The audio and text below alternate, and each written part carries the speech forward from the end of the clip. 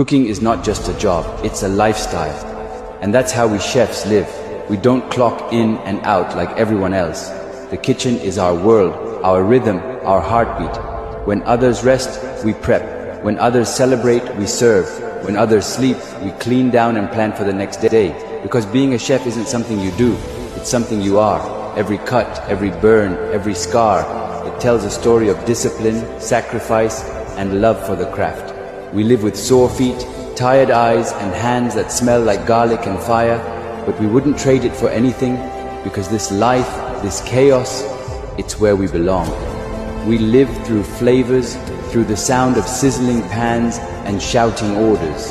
Our adrenaline isn't from comfort, it's from pressure. We thrive where others break, because passion keeps us standing when the body wants to quit. A chef's lifestyle means missing weekends, birthdays, holidays, but also creating memories for others through our food. That's our gift, our curse, our pride.